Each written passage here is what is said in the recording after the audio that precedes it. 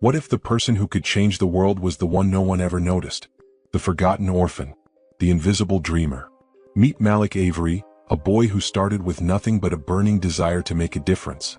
From the shadows of New York's toughest streets to the grand halls of diplomacy, Malik's story isn't just about rising up, it's about rewriting what's possible. In a world where power is often reserved for the elite, one man dares to challenge the system. But with his rise comes resistance, tragedy, and a fight for peace that will test him in ways he never imagined. Can a young orphan truly change the course of history? The orphan's mandate isn't just a story of ambition, it's a call to action. Are you ready to see how one voice can challenge the entire world? Before we dive into Malik's incredible journey, make sure to hit like if you believe in the power of change and subscribe to join us on this journey.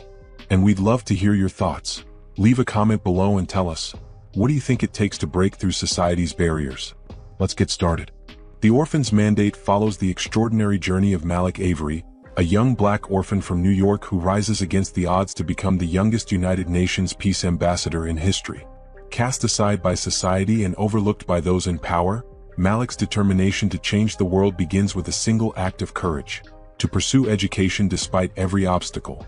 From the gritty streets of his childhood orphanage to the world stage, Malik's path is defined by his unyielding belief that justice isn't just a right, it's a mandate.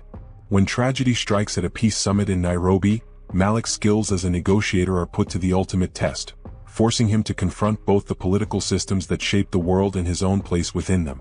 As he rises through the ranks of global diplomacy, Malik learns that leadership is not about titles, but about service, empathy, and the courage to challenge the status quo. The orphan's mandate is a powerful story of resilience, hope, and the relentless pursuit of a better future, for the voiceless, for the forgotten, and for the world.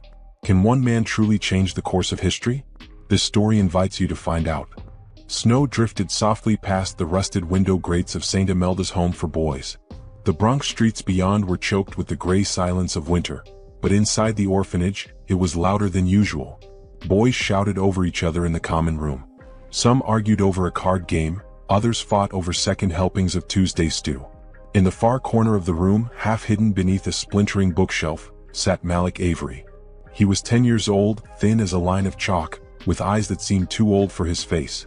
The other boys called him the Ghost, partly because he never raised his voice, partly because they forgot he was even there. Malik liked it that way. When no one was looking, no one asked questions. And Malik had long ago learned that questions led to problems. He pressed a tattered book into his lap. It was missing a cover and half the pages were creased or torn. But Malik didn't care. It was about world leaders and conflict resolution, with words like diplomacy and jurisdiction that he couldn't always pronounce but somehow understood. He read in whispers, mouthing each sentence like a prayer. The matron, Miss Harrell, passed behind him. She was tall and gaunt, with a chain of keys that clanged at her hip like iron bells. "You still with that book, Malik?" she asked, not unkindly. "Come help the little ones clean up, will you?" He nodded, folding the book carefully and tucking it into the back of his jeans. The spine stuck out like a secret. Years passed like trains through tunnels. At 14, Malik was taller, but no one seemed to notice. At 16, he was sharper, quicker, but still overlooked. He wore silence like a second skin. Most nights, he read by flashlight, hiding beneath a threadbare blanket. His sanctuary was a world on paper. Courtrooms, peace summits, the United Nations. The books told him there was structure to the chaos of the world. Rules, language, negotiation. Somewhere beyond these crumbling brick walls, people talked their way into solutions. He believed in that. But outside St. Imelda's, people didn't believe in him. Teachers at the public high school saw another foster kid with a disciplinary record, which mostly meant he didn't engage. Caseworkers rotated every few months. Each one smiled tightly and said, "We'll do our best, Malik," before disappearing like clockwork. Still he persisted. He studied. He listened. He taught himself Latin phrases used in law: amicus curiae, habeas corpus, mens rea. The language felt like armor. One day, during a blustery March afternoon, a visitor came to the orphanage.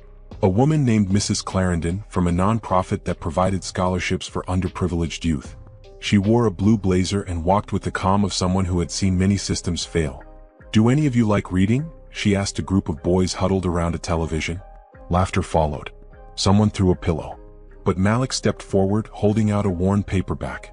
"I do," he said, voice low but steady. "A lot." Mrs. Clarendon took the book from his hands, flipped it over, and read the title aloud. The Mediation of Peace in Divided Nations. That's a serious read. Malik nodded. I want to work at the United Nations someday. She raised an eyebrow, impressed but cautious. That's a big dream. It's not a dream, he replied. It's a plan. It was the first time anyone had taken him seriously. She took down his name. Weeks later, papers arrived. Then interviews. Then acceptance letters. At 17, Malik Avery left St. Imelda's with a single suitcase, a scholarship to Columbia University, and a mind sharpened by years of silence. He walked out through the same cracked front gate he had entered as a baby, this time not as a burden to be managed, but as a young man ready to rise. And still no one knew his name. Not yet. The Columbia campus rose from the city like a marble island. Classical columns framed the great halls, and its libraries stretched like cathedrals made of thought. To most, it was a place of prestige. To Malik Avery, it was another world entirely, one that smelled like old paper, espresso, and expectations. He arrived on a gray September morning, the air thick with the scent of rain. Other students were wheeling suitcases, hugging parents, laughing in the nervous pitch of first-day jitters. Malik moved through them like a ghost in reverse, not invisible, just out of sync. His clothes were secondhand, his suitcase dented, and the only person he had hugged that morning was Miss Harrell, who sent him off with an awkward pat on the back and a sandwich wrapped in wax paper. Orientation was a blur. Words like networking and legacy floated above his head while students exchanged names like currency. They had summer internships, alumni connections, private tutors. Malik had a full scholarship and a hunger he didn't know how to name. He sat in the back of lecture halls and scribbled notes furiously, afraid of missing even a single sentence. His professors noticed. One in particular, Dr. Ilana Torres, taught international legal structures and carried herself like someone who'd negotiated treaties with a pen and a stare. During her first lecture, she asked a question about the Geneva Conventions. Students hesitated, unsure whether to guess. Malik raised his hand. Yes, she called. He answered with clarity, quoting not just the protocols but their applications in post-colonial contexts. Her eyes narrowed, then softened. Name? Malik Avery. She nodded once. We'll be speaking more. They did. Over coffee in her office, she asked about his past. He kept it brief. She asked about his goals. That he didn't hold back on. I want to build peace policy, he said. Not just talk about it in lectures. I want to sit at the tables where they make decisions, before lives are lost. Dr. Torres leaned forward. That's not something you learn in textbooks. I know, he replied. But it's where I have to be. She began mentoring him. Introduced him to networks. Took him to international forums where diplomats and scholars debated with polished restraint. Malik sat in the back rows at first, absorbing it all. Then one day when a scheduled speaker dropped out, Dr. Torres gave him the microphone. The room was quiet when he walked to the podium. A young black man in a second-hand suit, heart hammering like a drumline. He spoke of conflict resolution in urban communities, drawing a line from gang violence in New York to the tribal clashes of nations. He used legal terms fluently, but his voice carried the weight of personal knowledge. When he finished, no one clapped at first. Then a slow, deliberate applause rose from the crowd, beginning with a judge from South Africa and ending with a representative from the European Parliament. Later that night, Dr. Torres called him from her office. You have the voice, she said, and the fire. But fire without control burns everything. Are you ready to learn how to shape it? I've been ready, he answered. Malik took on more. He interned at a legal firm specializing in war crimes, wrote a paper on digital conflict in modern diplomacy, and joined student panels on refugee integration. Sleep became a luxury. Doubt crept in through cracked doors, whispering that he didn't belong. But he pushed it back with action, each step carving space in a world that wasn't built for him. By the time he was 21, he stood at the gates of the United Nations as an intern, an ID badge on his chest and questions in his heart. Inside, the halls echoed with languages from every corner of the globe. Flags hung like tapestries of intent. He walked those corridors alone but with purpose. Back at his dorm that night, he opened a letter from St. Imelda's. It was from a boy named Kareem, 10 years old, always getting into trouble. They say I'm like you, the letter read. Is that good or bad? Malik smiled. He folded the letter, slipped it into the back of his favorite book and turned off the light. Tomorrow he would return to the United Nations. Not as an intern, not even as a student, but as a storm waiting its moment to break open the sky. 25 floors above Midtown, the United Nations Security Council chamber shimmered beneath a vault of sculpted light. The room smelled of fresh lacquer and guarded ambition. Delegates spoke in careful phrases, translated in real time into 6 languages through headsets and quiet nods. Malik Avery stood just outside the chamber doors, adjusting his collar for the 3rd time. His ID badge was no longer green. It was blue, the color reserved for full-time policy consultants. His name was printed cleanly in black ink. No title. No affiliation. Just Malik Avery. "You look nervous," said a familiar voice. Dr. Torres stepped into view, elegant in a charcoal pantsuit, a folder clutched in one hand. "I'm not nervous," he said, though his voice betrayed him. She smiled. "You will be. But that's how you know you're still human." She handed him the folder. "They're letting you present. 5 minutes. The topic is youth-led diplomacy in post-conflict zones. Keep it sharp. Keep it you." He opened the folder, scanning the notes. She was right, it was his topic. His thesis. His angle. "Why now?" he asked. "Why me?" "Because the world is tired of men with old wars in their pockets," she said. "They need someone who remembers what the fight looks like from the ground." The chamber was cold, the kind of cold built into marble and microphones. Malik stepped up to the podium, heart thudding like a bass drum in his chest. Rows of faces stared at him. Ambassadors, legal attaches, ministers in polished suits. He took a breath. "My name is Malik Avery. I was born in the Bronx, abandoned at birth, raised in a state-run orphanage. I am not the son of diplomats or scholars. I am the product of a system most of you only see in reports." There was a murmur in the room. "But I am also the product of books, of law, of mentors who didn't ask where I came from, only where I was going." He laid out his proposal. A framework for youth-driven diplomacy initiatives, programs that put young survivors of conflict at the table, not just on pamphlets. He quoted data, yes, but he also told stories, of boys like Kareem, of forgotten classrooms in refugee camps, of communities that rebuilt themselves not with aid but with trust. He finished with a simple truth. "Peace," he said, "cannot be handed down. It must be co-created. And if we continue to exclude the youngest voices, we are planting seeds in salt." Silence. Then applause, not polite, not restrained. It rolled through the chamber in steady waves. Malik stepped down. His hands trembled. 3 weeks later, he was summoned to a private meeting at the Secretariat building. The Secretary General sat behind a curved desk, the city sprawling beyond him through glass walls. "I read your proposal," the man said. "Twice." Malik stood straight. "Thank you, sir. You know what you're asking for? It's radical. Giving young people real authority? Giving survivors a seat at the table? It's not how things are done."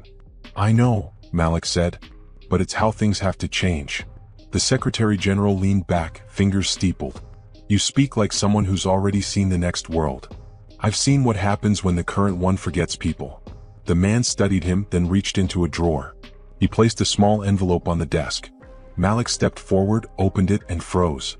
Inside was a single sentence typed on fine paper. "Appointed, Peace Ambassador. Effective immediately." "Welcome to the fight," the Secretary General said. "You're the youngest we've ever had. You'll have enemies. You'll have doubters. But I've read your fire, Malik. Just make sure it never burns out." Malik walked out of the building into the sharp light of the afternoon. He stood on the plaza where tourists snapped pictures of flags and fountains, his hands still trembling with the envelope. He didn't cry. He didn't smile. He just looked up at the United Nations emblem, a map of the world encircled by olive branches, and whispered, "We're not burdens. We're mandates." The first assignment came 2 days later. Malik was to represent the United Nations at a peace summit in Nairobi. A civil conflict had torn through neighboring regions, leaving thousands displaced. Several factions had agreed to talks, but trust was thin, and the tension clung to every name on the guest list.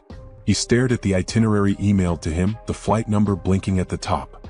In the bottom corner was the official United Nations seal, beside his own name, Ambassador Malik Avery. He packed lightly. 1 suit, 2 ties, a notebook, and a worn photo Kareem had drawn of them both as superheroes titled, "The Peace Team." Malik slipped it into the lining of his folder. Nairobi sweltered with dry heat and diesel breath. Soldiers patrolled the airport with alert eyes and sunburned hands. When Malik stepped off the plane, his title carried him through security and into a bulletproof sedan. Inside the car, he met his field contact, A woman named Zawadi, sharp-eyed and clipped in speech. "You're young," she said. "So I've been told." She passed him a file. "They've agreed to sit at the same table, but barely. You're here to moderate the first round. Keep it human. But don't be soft. They'll test you." He nodded and opened the file. Faces of warlords, tribal leaders, military officers stared back at him. These were not people who bowed easily. Not people who trusted governments, let alone idealistic newcomers. Still, Malik read every word. He stayed up all night reviewing the past 20 years of policy, tribal history, and treaties that never held. He traced the lines between grievances and betrayals. By dawn, he knew the shape of the room he would enter. The summit took place inside a former museum, long ago converted into a neutral meeting zone. The walls bore faint scars from old bullets, preserved behind glass as a reminder. Malik stood at the center of a long table while the leaders arrived one by one. They did not look at him at first. Some scoffed when they realized who he was. One man muttered, "This is who they send? A boy." Malik did not respond. He waited until silence settled, then began. "I'm not here to lecture you," he said. "I don't come with promises from foreign donors. I come with one objective: to stop the cycle that's burning your children's future." One of the elders leaned forward, skeptical. "And what would you know of cycles? Of war?" Malik met his gaze. "I know what it's like to be forgotten. To have your voice buried before it forms. I know that peace is not made by paperwork, it's made by risk. And today I'm asking each of you to take that risk. With me." The room was quiet. Then one leader, a woman in a deep green sash, nodded once. "Let's hear the boy," she said. They did. The hours that followed were heavy with emotion. Malik didn't command the room, he channeled it. He asked questions no one had asked before. When tempers flared, he didn't interrupt. He listened, then reframed. He didn't take sides, but he acknowledged pain. He didn't offer a solution, but he offered the tools to build one. By the end of the day, they had signed a single-page agreement, a beginning. That night, Malik stood on the hotel balcony, phone pressed to his ear. Back in New York, the line rang 3 times before a voice picked up. "Yeah. Kareem," Malik said, smiling. "You still drawing superheroes?" "Sometimes," the boy replied. "Why?" "Because today I think we saved something." There was a pause. Then Kareem said, "Are you like a real peace ambassador now?" "I guess I am." "Does that mean you have to wear a cape?" Malik laughed, the sound cracking through his fatigue like sunlight through clouds. "No cape," he said. "Just a suit. And a promise." He hung up and looked at the city lights. Below him, the world was still burning in places, but somewhere in that fire, he had planted a new oath. And for the first time in a long while, Malik didn't feel like he was carrying the weight of glass. He felt like he was building something unbreakable. Winter in New York returned with a vengeance. Wind slashed through the city like it had a grudge, and the sky pressed low, heavy with the threat of snow. Inside the United Nations headquarters, the mood was no warmer. Malik sat alone in a long conference room, staring at a polished table where no one else had arrived yet. He had just returned from Nairobi, and the success of the peace summit had made quiet ripples in global circles. But not everyone was pleased. The door opened. Dr. Torres entered first, her eyes sharp. Behind her, 2 senior advisors from the Department of Political Affairs. Both older, both unimpressed. "This isn't a debrief," one of them said without sitting. "It's a recalibration." Malik folded his hands, calm. "I'm listening. You made a move in Nairobi that wasn't cleared. You were authorized to observe, not to lead." "I was the only one in the room who had their trust," Malik replied. "That's what made it work." The second advisor cut in. "That kind of improvisation doesn't reflect the structure we're trying to maintain. The council needs consistency, not media headlines." "There weren't any headlines," Malik said, his voice low, "because I wasn't looking for applause." There was silence. Dr. Torres stood by the window watching him closely but saying nothing. One of the men sat down finally as if conceding some small battle. "Your methods have drawn attention, and attention draws scrutiny. There are whispers now. Other envoys questioning your appointment." Malik took the words in stride. This was not new. Being questioned was routine.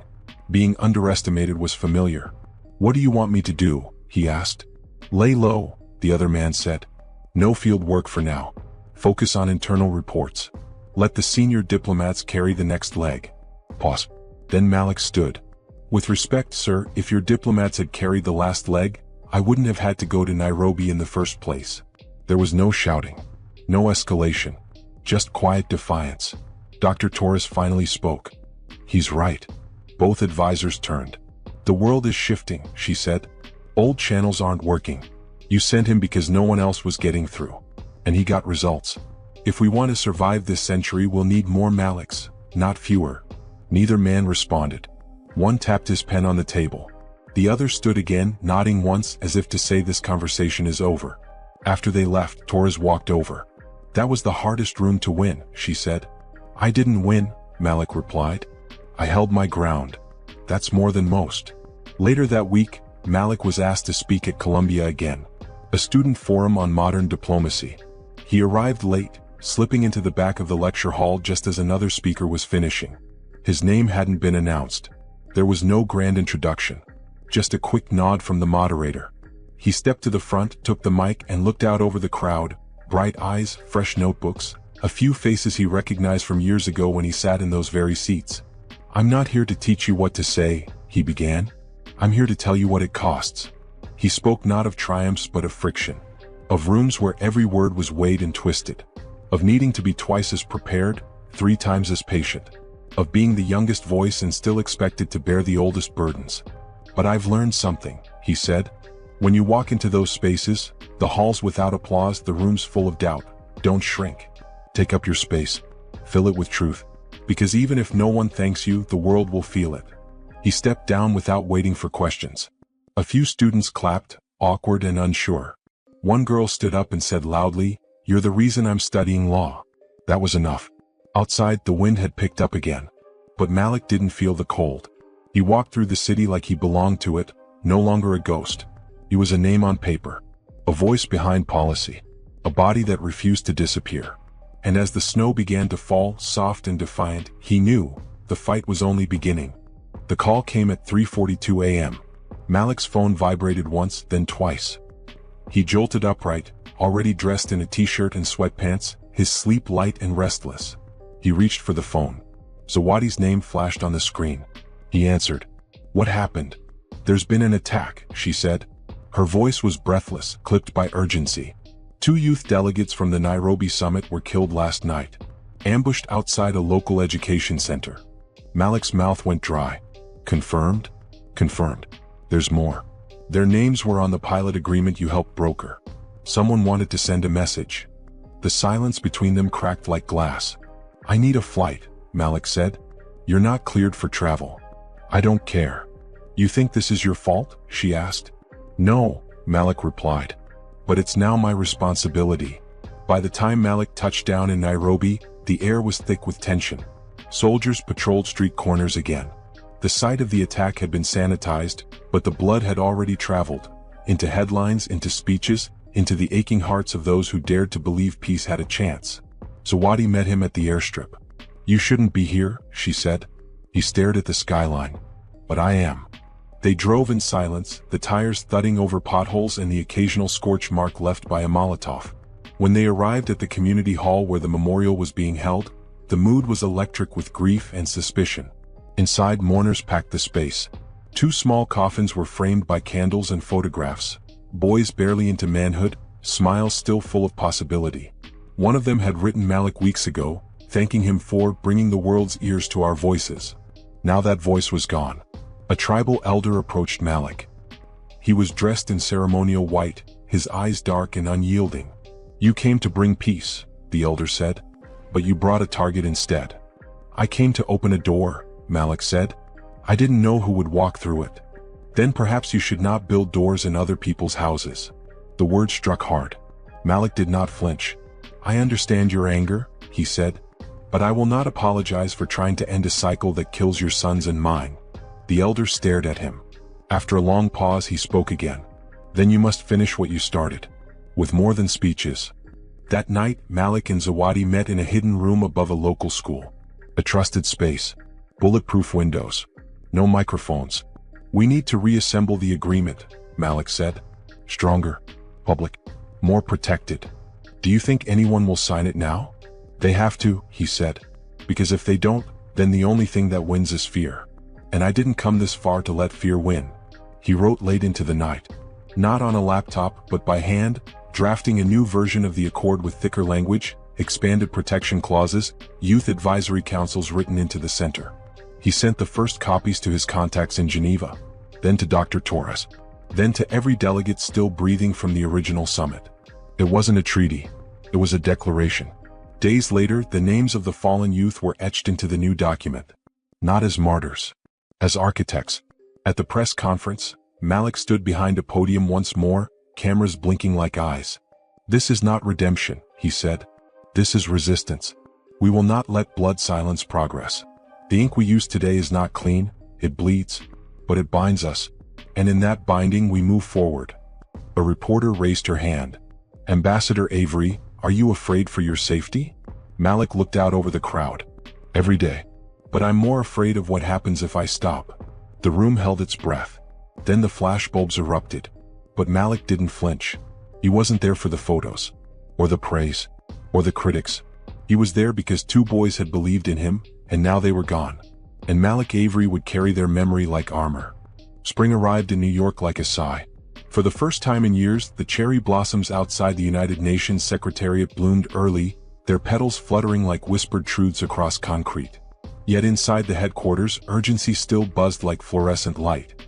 Malik stood before the General Assembly. He had been here before, as a guest, as a token, as a trial. But today the seat he stood from bore his name. Not as a consultant, not as a junior envoy, but as Ambassador Malik Avery, Peace Mandate Advisor to the United Nations General Assembly. The chamber swelled with delegates from every corner of the globe. The world was watching again.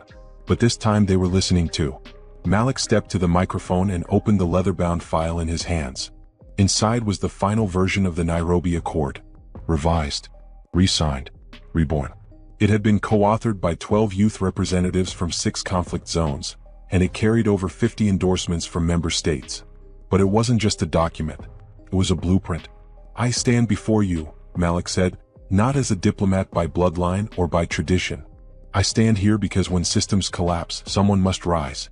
Not with weapons, but with words, with laws, with presence." He let the words settle before continuing. "You have asked what gives me the right to lead peace negotiations. What experience can a child of an orphanage have in international affairs? I answer with this: I have known what it means to live invisible. And that is precisely why I refuse to let others disappear." There was no stirring, no fidgeting. The chamber was stone still. "This mandate we bring today," he continued, raising the accord, "does not just empower youth voices. It protects them. It places them in the rooms where peace is shaped. It funds education, representation, and justice for young people in fractured nations. It ensures they are not used for symbols or sympathy, but for strategy and leadership." A delegate from the Middle East leaned forward. "And what if the nations do not ratify it?" Malik met her gaze, steady. "Then the people will. Change no longer waits for governments to be ready. It grows in classrooms, in underground forums, in art and protest and law. And when nations delay justice, the streets deliver it." His voice did not waver. "This is not an invitation. It is a shift. One you can join, or be replaced by." For a full second, nothing moved. Then the chamber erupted in applause. But this time it wasn't hesitant. It wasn't diplomatic. It was the sound of walls breaking, and doors opening. That night, Malik didn't attend the gala held in his honor. Instead he walked uptown, past the shadows of Harlem, to a small brick building with flaking blue paint and a cracked window that hadn't been fixed in years. The old orphanage. He stood outside the iron gate, the smell of childhood still ghosting through the bricks. He could almost hear the rattle of rusted lunch trays, the shouts from the playground. Somewhere inside, another boy was tracing his name into a notebook, wondering if the world would ever see him. Malik reached into his coat and pulled out a letter. On the front he'd written, "To the one who comes next." He slipped it into the mailbox and walked away. The next morning he met with Dr. Torres on the 38th floor. "They ratified it," she said simply. "Unanimous vote." Malik nodded, but his smile was faint. "Why do you look like someone just told you peace is impossible?" she asked. He looked out the window at the skyline. "Because I know peace is never permanent. It's not a destination. It's maintenance. Every day. Every hour. And I'll never stop having to fight for it." She stepped beside him. "And that's why you're the mandate," she said softly. "Not a symbol. A standard." He didn't reply. Outside, the wind tugged at the flags of the world. The same wind that once howled through cracked orphanage walls now rippled across marble and glass. And somewhere deep in his chest, Malik Avery, once voiceless, once buried beneath society's doubt, felt the rhythm of something greater than applause. A purpose, etched not in titles, but in truth. The end. Here are 7 moral lessons drawn from the Orphan's mandate. 1. The power of persistence in the face of adversity. Malik's journey from a forgotten orphan to the youngest United Nations peace ambassador is a testament to the power of persistence. He never let his circumstances define his future. Despite being labeled a burden by society, he used the challenges he faced as fuel for his ambition. His story teaches us that our past, no matter how painful or humble, does not dictate our future. Success comes not from avoiding obstacles, but from facing them with determination, learning from each failure, and never giving up on a dream that seems impossible. Lesson: never let the weight of past struggles stop you from pushing forward. Perseverance, coupled with a belief in your purpose, is often the key to transforming adversity into opportunity. 2. The value of education and knowledge. Malik's greatest weapon was his education. It wasn't his age or his title that gained him respect at the UN. It was his knowledge of international law, diplomacy, and the world's complexities. He proved that knowledge can empower, elevate, and enable someone to change the world. Education is more than just a means to a job, it's a tool for transformation both for individuals and for society. Lesson: pursue knowledge relentlessly. It's a gateway not only to personal growth but also to changing the systems around you. In a world where power dynamics are often skewed, knowledge is one of the few things that cannot be taken from you. 3. Leadership is about service, not power. Throughout the story, Malik demonstrates that true leadership is not about standing in front of a crowd and demanding attention. It's about serving a greater cause. His actions were always motivated by a sense of duty to others, particularly to those who were invisible or powerless, like the youth from war-torn areas. His leadership wasn't about claiming the title of ambassador, it was about fulfilling a responsibility to make the world better. Lesson: effective leaders do not seek power for themselves. They serve the needs of others and lead with compassion, vision, and responsibility. The essence of leadership lies in making the world a better place, not in personal accolades. 4. The importance of empathy in diplomacy and conflict resolution. Malik's ability to understand the perspectives of others, especially those affected by violence, was central to his success. When he mediated the peace talks in Nairobi, he didn't just dictate terms or issue orders. He listened. He empathized. He understood pain and used that understanding to bring people to the table. His story teaches us that effective conflict resolution, whether on a personal or global scale, cannot be achieved without empathy. Lesson: true diplomacy is rooted in empathy. It's not just about winning arguments or imposing solutions, but about understanding and bridging divides. The ability to see the humanity in every side of a conflict is the foundation of peace. 5. Sometimes change requires breaking the rules. Malik was questioned by his superiors at the UN for his actions in Nairobi because he took risks that weren't approved. But those risks led to breakthroughs. His choice to act on what he believed was right, even without explicit permission, demonstrates that sometimes to create real change, we must break away from conventional methods or the structures that hold us back. His story challenges the notion that authority always has the best answer, and it encourages us to trust our own judgment. Lesson: change often comes when we challenge the status quo and act boldly in the face of uncertainty. If we follow only the established rules, we may never see the breakthroughs needed to solve the world's problems. 6. The importance of legacy in creating opportunities for others. Malik didn't just break barriers for himself, he worked to ensure that future generations of youth, particularly those from marginalized backgrounds, could follow in his footsteps. His efforts to include young voices in the peace agreement and his commitment to creating a lasting framework for youth leadership show that true success isn't just about individual achievement but about leaving a legacy that empowers others. He understood that his role was to build bridges for others to cross. Lesson: real success is measured by how much you help others succeed. Focus on leaving a legacy that elevates others, whether by providing opportunities, offering mentorship, or creating lasting systems of support. 7. The role of courage in justice and change. From the very beginning, Malik exhibited incredible courage. He had the courage to speak up when no one else would, the courage to stand in places where he wasn't wanted, and the courage to challenge the very systems that made him feel invisible. It was this courage that allowed him to turn the tide in Nairobi and ultimately shape the future of international peace efforts. Courage doesn't always look like bold declarations. Sometimes it's quiet and consistent, a decision to stand firm in your beliefs even when it feels like you're the only one doing so. Lesson: courage is essential in the fight for justice and change. It's not always about grand gestures. Sometimes it's the quiet, consistent choices to act in accordance with your principles that make the biggest impact. These 7 lessons offer timeless guidance on overcoming challenges, navigating the complexities of life, and striving for justice in the world. They encourage readers or listeners to reflect on their own paths, empowering them to take ownership of their future and fight for a more equitable, compassionate world. Disclaimer: the story presented in this video is entirely fictional. Any similarities to real events, persons, or situations are purely coincidental. The narrative of the Orphan's mandate is created for the purpose of providing moral lessons, motivation, inspiration, and valuable life insights to our viewers. While the events and characters in this story are not based on real-life individuals, the themes and messages aim to inspire reflection and promote positive change. This content is intended to encourage personal growth, empathy, resilience, and the pursuit of justice. The views expressed in the story are fictional and should be interpreted as thought-provoking ideas for learning and self-improvement. Thank you for joining us on this incredible journey through the life of Malik Avery. His story is a reminder that no matter where you start, your purpose can take you anywhere. From the shadows of an orphanage to the forefront of global peace, Malik's rise shows us that the fight for justice begins with one brave decision. If Malik's story has inspired you or made you think about the power of perseverance and empathy in your own life, make sure to give this video a thumbs up.